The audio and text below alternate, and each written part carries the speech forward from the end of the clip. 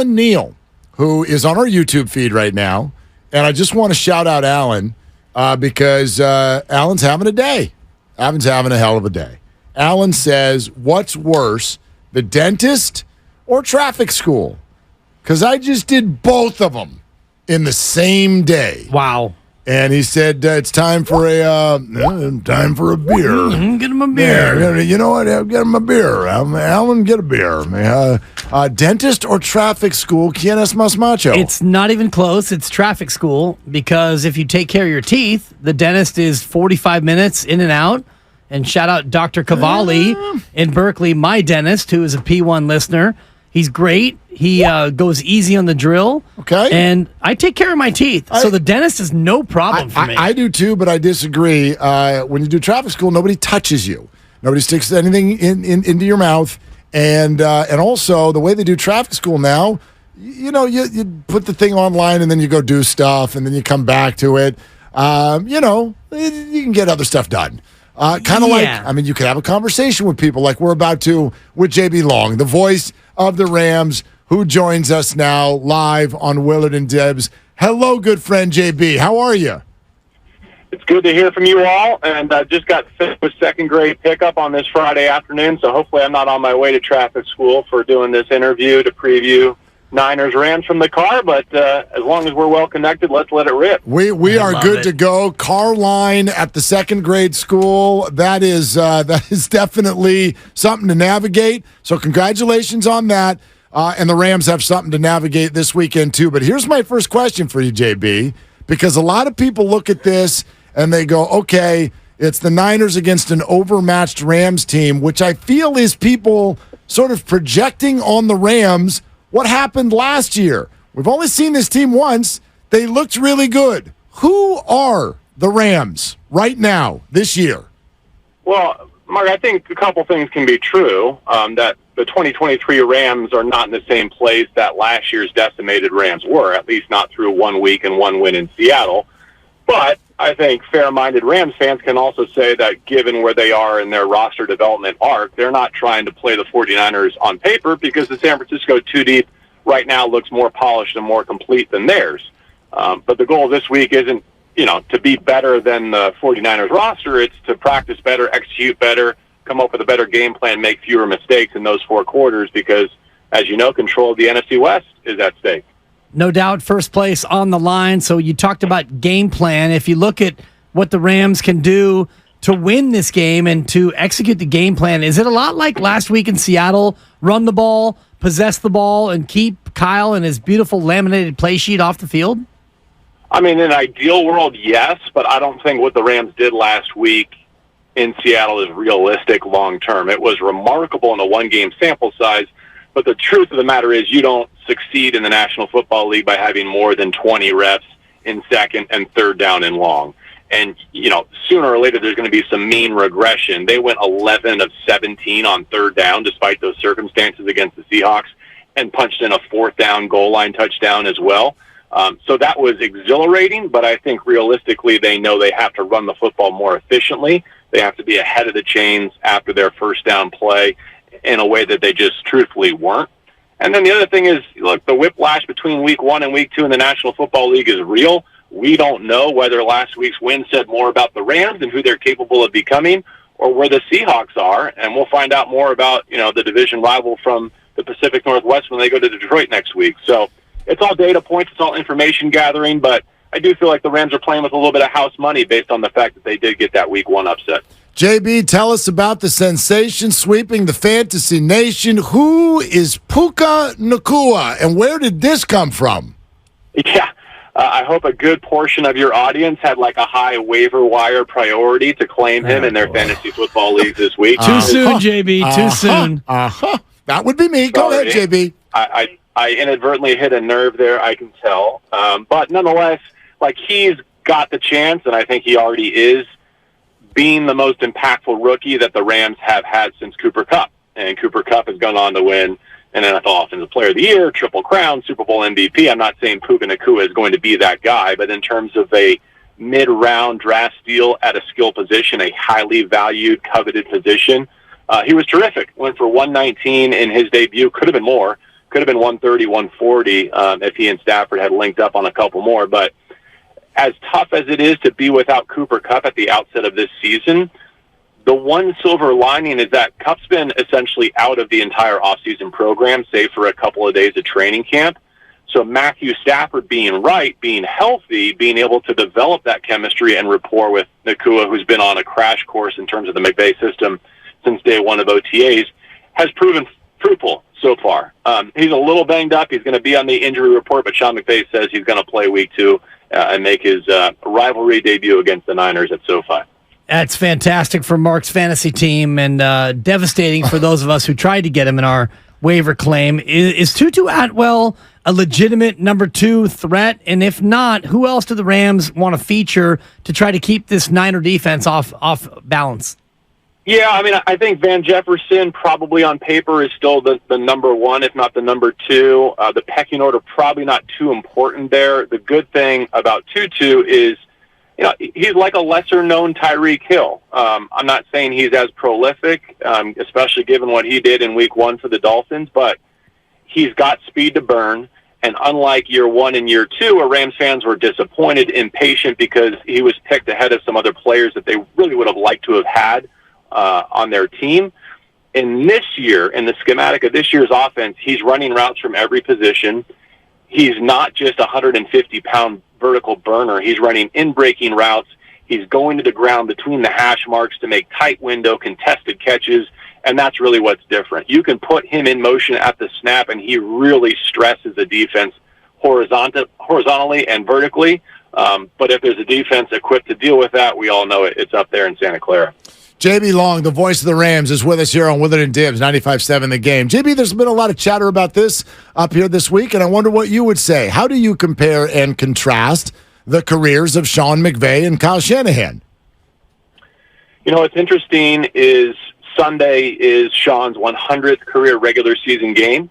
I'm guessing that's true of Kyle Shanahan as well, given their parallel. I haven't looked too deep into that, but it's kind of a milestone moment for Sean. And when you consider what he's done, going from the youngest coach in the National Football League in 2017 to the youngest coach in the National Football League here in 2023, it's astounding. Took the league by storm, was NFL Coach of the Year, has taken 4 teams to the postseason, has rejuvenated what was a moribund offense, has won a Super Bowl, has claimed 2 NFC championships, and now he's reinvented himself a little bit. Some people have described this as like the second chapter in Sean's career. I think it's the second book. I think it's really it's part 2 of the series. We all know that if there is a blemish on his resume, it's the lack of recent regular season success against Kyle and the San Francisco 49ers. But I think he's pretty secure, and I know the Rams front office and the Rams fan base is pretty secure with his resume, what he's accomplished. And you know what? If the Niners wouldn't trade their guy for ours and vice versa, so much the better. You mentioned the Rams fan base, and Mark and I have talked about this in terms of being here and being from afar, and we see the reports that maybe 2/3 of the tickets that have been sold are going to Niners fans. Where are the Rams fans in terms of not only their team and this weekend, but this rivalry and their willingness to show up and actually make it a home game? Well, I'll answer this question in 2 ways, and it's undoubtedly the one that I get more often than not. I love living in Los Angeles because it is a true melting pot, and we get to enjoy all the great things about our country and about our world in a sprawling metropolis. With that comes the fact that people have moved from all over the world and all over the country to live here, and they bring with them their fandom. So I can't love living in Los Angeles and love everything about this city and then also bemoan the fact that there are other fan bases who buy tickets to come to our NFL games, right? That's just the reality of it. And oftentimes it plays really well because it's like peak bowl game vibes where no matter what happens in the stadium, someone's excited and you can feel it. I took this job with the Rams with a very long lens that it was going to take a generation, if not 2, to raise LA football fans on the Rams. And my 7-year-old peeping over my shoulder here is, I think, the greatest example of that. We talked at the dinner table the other day, what's the thing that you look forward to when you wake up in the morning? And his answer was, well, what day of the week is it? Can it be Sunday? And so his mom said, yeah, Sunday. He says, well, I look forward to the Rams games. She says, well, what about when you wake up on Monday? He says, I look forward to Sunday. And so I'm not raising him to be a Rams season ticket member, but I think it's emblematic of we're only 7 years of his life and of the Rams' return to Los Angeles into this project. And so it's comparing apples to watermelons to say, well, what about Philadelphia? What about Dallas? What about San Francisco? JB, you know what I got out of that answer is that you're an amazing dad. You are raising football-obsessed children. Good job. Well, he told all of his friends that he was going to get tickets to the Super Bowl, and they were all welcome to come. So, unfortunately, I had to break the hard news to him a couple of years ago. Man. But my dad's got juice, little Timmy. I love it. What? You know what? Look, JB, they won the Super Bowl a couple of years ago, so I guess probably not. Maybe it's just something we talk about. But that answer that you just gave, the dynamic we're talking about, it's more so when the 49ers are there maybe than some other teams. But I know it's a thing in Southern California, up here too sometimes. But do you think that ever gets to the players? We remember the Kelly Stafford comments a couple of years ago about how crazy it was and they had to go to the silent count. Does it bother the players? How could it not? I mean, don't get me wrong. I would prefer a world where it's a sea of royal and soul every week, including this Sunday. But I don't think that it's worth wasting any mental bandwidth on that because it's just the reality that you deal with. And, I mean, I could argue that the most encouraging thing about last week's win in Seattle is they silenced the 12s. They went up there with an offensive line that had almost entirely new pieces at each position, and Matthew Stafford coming off one of his worst seasons as a pro, and their operation was clean. Like, I don't even think they had a false start. He was only hit twice. He wasn't sacked once. Now, I'm not saying they can do that against the ferocious pass rush of the San Francisco 49ers, but are they prepared to go silent count in their own building? Yeah, this isn't going to catch them off guard. Like, I don't think they're going to be shook by whatever, attendance is in the seats at SoFi this weekend. Yeah, it's a great call in terms of the silent count. They've had to do it before at SoFi. The one guy we haven't talked about yet, which it's kind of bearing the lead, is 99, Aaron Donald. How do the Rams deploy? I think that he plays on the DL, defensive line, my producer's telling me in my ear. Is this guy any good, JB? Did you see the clip of Geno Smith, who I really enjoy and respect, go viral, where he basically is like, "Oh my God!" Aaron is kind of coming on a rush up the middle. Like, it was refreshing from a Rams lens to be reminded of the difference in the quarterback's clock when he is on the field. And look, I know that right guard and right tackle may not have been a strength of the 49ers offense last week, but we really have to go through it with a fine-tooth comb to find anything to pick apart right now in the 49ers operation. But in the world where the Rams find a way to win on Sunday, I do think dollars on defense matter. Like, Bosa's kind of taken his crown, right, as the highest compensated defensive player on the planet, and so which NFL Defensive Player of the Year can put a bigger dent in the opponent's pocket? Like, I think there's a summation of Sunday's game that goes that way because it kind of stitches everything together, right?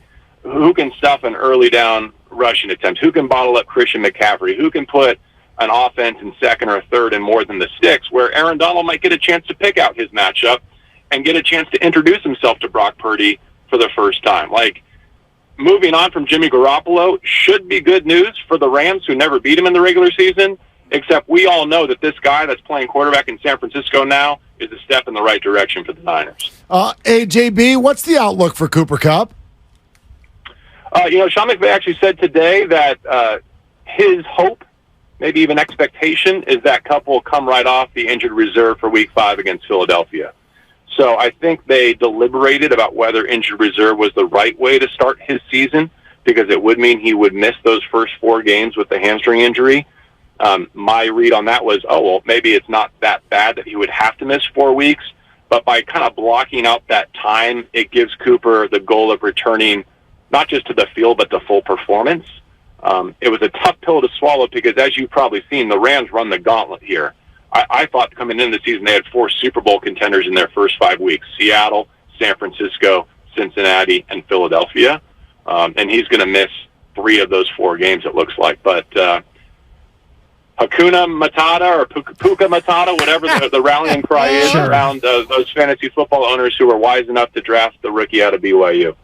or wise enough to use their number one waiver priority when they have it. You know what I mean, JB? It all comes back to fantasy football, always. Yeah. JB, just remember, when in doubt, when you're broadcasting home games, earplugs are probably the priority. Yeah, then I don't have to hear myself either. So believe me, I learned that trick a long time ago. I love it. JB, drive safe home, man. Thanks for hopping on. I do look forward to the invitation, and here's hoping something's at stake Week 18 when we get to do it again. There you go. Right? Yep, Let's go. We'll be calling, maybe even sooner. Thank you very much. There he goes. JB Long, voice of the Rams, and even he knew that Hakuna Matata is the word when it comes to Puka Nacua. Everybody is singing that name. However, too easy. It might be over by week 5, though, if Kupp comes on back.